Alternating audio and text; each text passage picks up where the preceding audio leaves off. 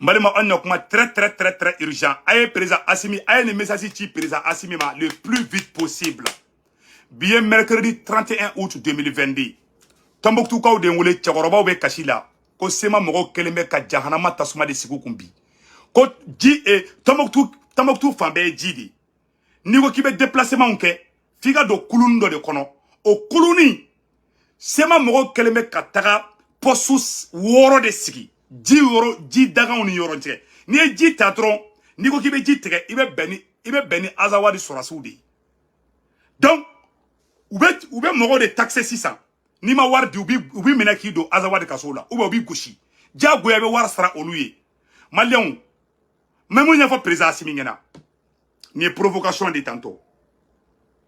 ko oni fana anya information sur rapidement ko oni mogo koube ka malika plainte koube ka rejeté c'est officiel c'est pas officiel donc amu nya fa na autorité de transport mogo yi nous sigilembe ou ka wuli ku jo me siginga kumaka nanga autorité de transport mogo nous sigilendo ou ka wuli u ku jo baraima aldamine ama ngini président Assimi fait Assimi ka bara folo mi ke aka ministre genga bo Mali kono ka Kidali libéré wa Kidali be libéré ni kele de Kidali te libéré ni négociation nyekoy mbo fo bela jelengena président Assimi ni oni toya itena Kidali soro ni ma Kidali soro Mali on be bayi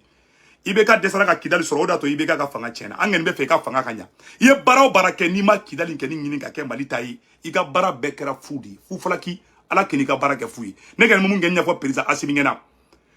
et anya information soro ku e chekoroba do goshi ubi ila joti ka warsra ni ya sosoli do la doro ubi goshi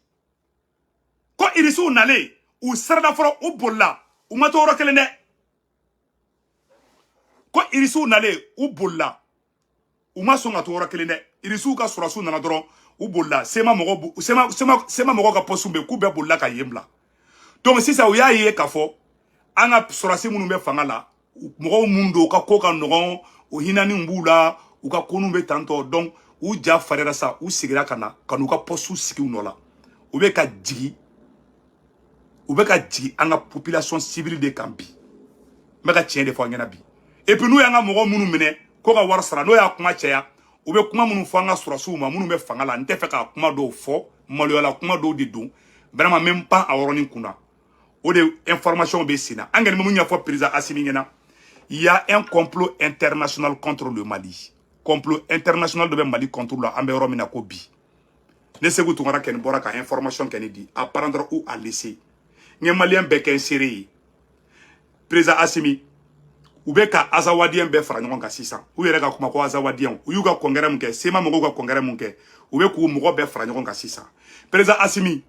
il sou que l'État Mali libéré mo fingena bide. Inyate irisu mata bi ikiren gono. Awa ni anyan sigi nunu mena biangono ka Kidali boshana irisu te réagir de mo fingina bide. Ambe ka faransi gula gauche ni jogo miya a jogo doni be ali irisu yere fana la mbe ka chinge di fingina bi. Awa tobu te nyogona blawiye parce que be a sonjugunu donu bube la. Irisu be ka ikiren kutai, Shin be fe ka Taiwan ka tai. O ebe Mali la. E fenge irisu be Mali la. Irisu tena wuli ka taga marfachi koni nunu nana kube intervention ke plante dowereye sema mogo be provocation de kesisa parce que uye assurance stro ka fo kodo ni uye kan kedro franci de bu kofe sema mogo elebel sema mogo be provocation pire de la sisa angene mo fo président Assimi ni wugati ye ika malion faranyo nga iko meka tien de fingina bi les petits jeux là na obe ka ke ba mo ya da blade billahi Mali mako be union nabi ademe baga wa ku protéger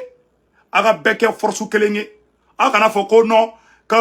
aye force de changement aya u kono jeya moko wi parce que abe fanga la manda moko shila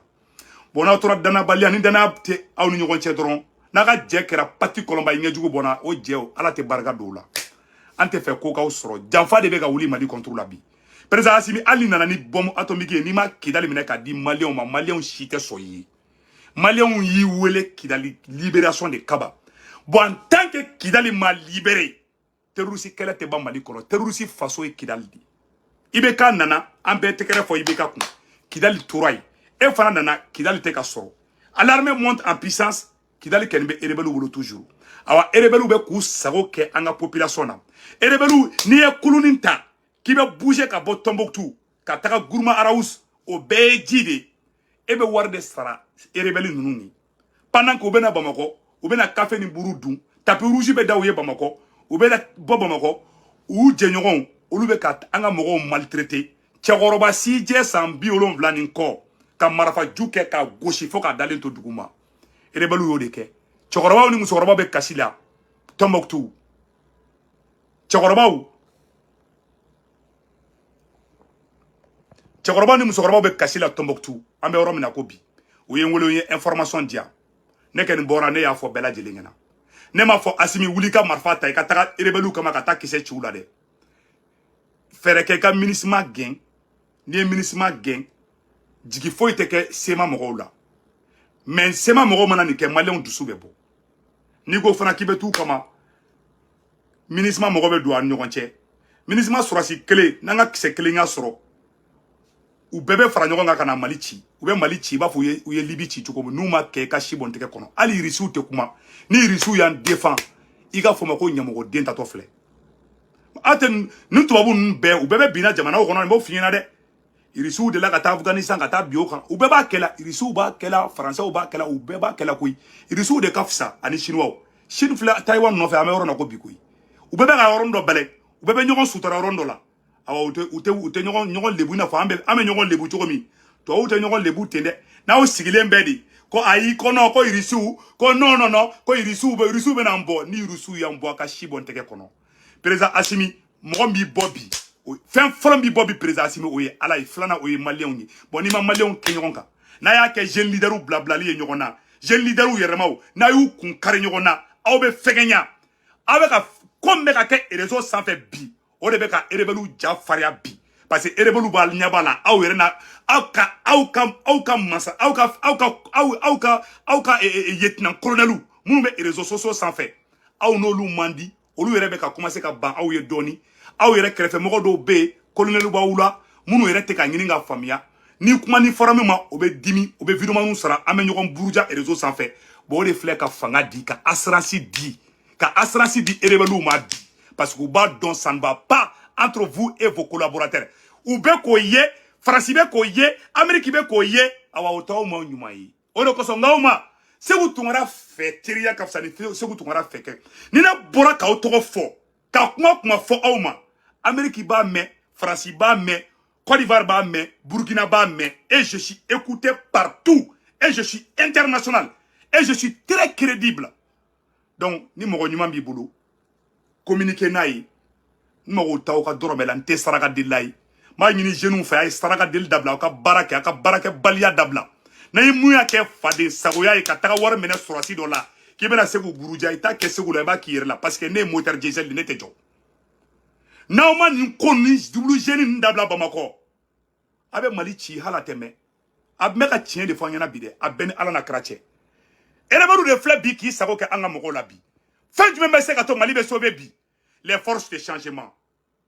président Assimi baara kɛ ni M5 RFPI ani yɛrɛwolo débouché rempart ani CPM ani Victoire et Gloire o jeunes minnu farala bɛ ɲɔgɔn kan n'an bɛɛ bolo bɛ ɲɔgɔn bolo bi rebelle bɛ siran bi anw de bɛ se ka fara e kan bi ka Kidali kɛ Mali ta ye n'anw farala rebelle bɛ ka fara ɲɔgɔn kan di Faransi bɛ ka force du rebelle ma bi MINUSMA bɛ yan c'est des erreurs sur erreurs a ye plainte min fana tigɛ u contre la ONU na o plainte u bɛ k'o terun k'o mabɔ an na kana ni kuma kura wɛrɛ ye k'a ka accord d'Alger appliqué n'a dun ko k'a bɛ accord d'Alger fana appliqué maliyɛnw bɛ taga jɔ aw ni accord d'Alger cɛ parce que i bɛ ka gɛnna o de nɔfɛ i bɛ ka gɛnna ko Mali tɛ tila n'a ko k'a bɛ Mali tila awa aw ni maliyɛnw bɛ se ɲɔgɔn ma donc sisan vous êtes entre le marteau et l'enclume vous n'avez pas le choix vous allez collaborer avec les forces de changement n'aw m'o kɛ Mali ko de bantɔla filɛ pewu ni irisiw y'an bɔ bolo la aw ka si bɔn tɛgɛ kɔnɔ irisiw bɛ ka bi Ukraine kan bi irisiw ye Ukraine dugu dɔ minɛ k'a k'u ta ye n'o ye Crimée ye ni ninnu fana nana Kidali minɛ irisiw tɛ kuma dɛ u b'a fɔ k'i k'i muɲu u b'a fɔ k'i k'i muɲu a ye bɛ to muɲu na dɔrɔn an bɛ bali min na dɔrɔn u b'a ko Kidali ka indépendance b'a bolo n'o plan de tɛ senna i ka si bɔn tɛgɛ kɔnɔ ni mun bɛ sinɔgɔ la o ka dɔ kɛ sinɔgɔ la ni mun bɛ burujali la n bɛ segin n ka kuma kan ni mun bɛ burujali la o ka caman ba fara o kan o b'o ka ŋɔmi sandiya mais Segu Tunkara tɛ jɔ aw jogo aw kɛrɛfɛ mɔgɔ minnu bɛ n'u bɛ ka jogo juguya ke no be ka fo réseau sans fait kuma munu be ka fo réseau sans fait ay mali service de renseignement ta dron service de renseignement oye président ga oye ça dit que ne bena kuma kelen dron ne fa Modibo ko ngena ne bena kuma kelen dron ne fa Modibo ko ngena i kere la nettoyer comme be ka ke mali SE la maloya ko di du dien be nya ba ulabi erebelu flebi ka taga daga blesski en balma dala Tombouctou bi ka tchekoroba goshi ko l'armée monte en puissance c'est bon mais erebelu fle ou ka sorasu be de Azawadi Mali drapeau de Azawadi sorasu de do Azawadi sorasu de do aw bebe ka fara nyogon gambi farasini allemand be ki bolo di nyogon mabi irisu tan defa oni na de mbo fa ngena bi de irisu erebeka ambe ka farasi kelemuna irisu be ko ke Ukraine irisu tarabi Ukraine ka pion pour leur propre intérêt oui tien di e o risu be son an ni ndara bianka o risu te kuma bo fa ngena bi de o be kuma oke nu e marfa chi francis francis kele na ka fuma ko tout na be wuli na be malien frango na o sigi bamako temina na o sigi bamako ka ke mo bla nyogo na yi aka SE konana Mali be chi a flengoro be chi awa Mali be klana c'est la pure et simple vérité dia service renseignement benga be Mali la bi abe fe ka francis lebuli munke irisu yere bo nyogo na si ke Américain bo ke a jamana ba fefebe a bebe taka jamana ndo takata biaka a beba kela de farasi kelente de u beba kela pion awote nyokon ko blade na akila kwa be ke chukuma te ketinde bo fanya na bi asimi ni bi ka arme gla ni bi ka peuple farango ka plus farango ka I kerefe surasi munu me mogo fara la ni ne be ka fo nu be ka mogo suka mogo su nyokona nu ma dabla ni Mali ma chia ka shibon teke kono ora imane ne ba don be ka kuma mu fo ay ni video garder don la avec la kan video nshi an mago bɛɛ an ka fara ɲɔgɔn kan de n'a y'aw méfier ka ko bɛɛ monopoliser ka kɛ colonel Bugu ye a bɛ kɛlɛ dɔ wuli an ma sigi ni kɛlɛ mun ye c'est le peuple qui s'est levé vous êtes venu achever le combat du M5 a y'aw jija aw ni M5 ka bɛn aw ni yɛrɛwolo ka bɛn aw ni bɛɛ ka bɛn aw ka jeunes fara ɲɔgɔn kan aw ka sabali Ala ana kira kama aw kana aw yɛrɛbakun lajɛ a ye Mali lajɛ Sékou Tounkara ni fɛnw ma est-ce que la Mali ko de tɛ yan an ka ɲɔgɔn faamuya an ka kuma mais ne ka ni mun ngeni ɲɛfɔ aw ɲɛna bi a bɛɛ ni Ala na kira cɛ n'an y'an sigi an bɛ bali mun na dɔrɔn an bɛ Kidali tilali a na hala tɛmɛ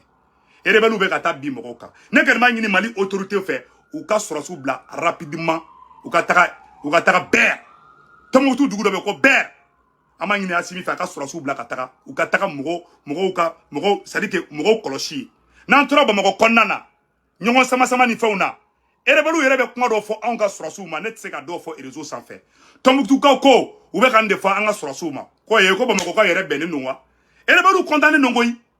u condamné ba de don parce que bɛnbaliya bɛ yen u condamné ba de don parce que u ɲɛ b'a la mun bɛ ka kɛ farasi ɲɛ b'o la service de renseignement sérieux de kan ka kɛ service de renseignement na ni service de renseignement kɛra kɔtɛfɔyɔrɔ ye balaninfɔyɔrɔ ye ani burujayɔrɔ ani binganikɛyɔrɔ ye o service de renseignement o barika bɛ ban awa jamana bɛ bi jamana ni o y'a ka service de renseignement ni service de renseignement ni les personnes avec des mauvais caractères des mauvaises moralités n'olu yera service de renseignement kɔnɔ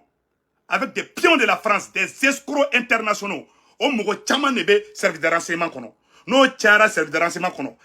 Ivoiriens bɛ yɛlɛ an ma Français bɛ yɛlɛ an ma Américains bɛ yɛlɛ an ma awa diɲɛ bɛ tigɛ an na walayi ni Ala na kira cɛ a ye nettoyage kɛ aw kɛrɛfɛla la aw ka dialogue kɛ aw ni jeunesse cɛ ni minali kiri kɛra minnu bɛ sen na a ka fɛrɛ kɛ ni minali ninnu ka bɔ yen a ka wuli a ka MINUSMA gɛn fana n'a ye MINUSMA to yan a tɛ Mali libérer point barre Ala ka hɛrɛ kɛ Mali ye a k'an bɛn mais mun fana fɔ yanni n ka bɔ kuma la n bɛ segin a kan sɔrɔsiw aw ni anw de équipe kelen ye anw de kɛlɛ daminɛ M5 RFP aw nana kɛlɛ achever an k'an kɔnɔ jɛya ɲɔgɔn ye n bɛ segin a kan an k'an kɔnɔ jɛya ɲɔgɔn ye an ka jamana in na avancer an ka ɲɔgɔn susu ɲɔgɔn na an ka dabila walayi a tɛ aw arranger a bɛɛ ni n ka diɲɛlatigɛ cɛ ninnu bɛɛ de bɛ ka fara ɲɔgɔn kan bi o tɛ ɲɔgɔn kɔ bila dɛ u tɛ ɲɔgɔn kɔ bila fo ka diɲɛ wuli parce que u bɛɛ jogojugunin an bɛ ka mun fɔ Faransi ma dɛ Faransi ta de ka jugu sinon u bɛɛ b'a kɛla hali Irisiw b'a kɛla n bɛ ka tiɲɛ de fɔ an ɲɛna koyi a k'an bɛn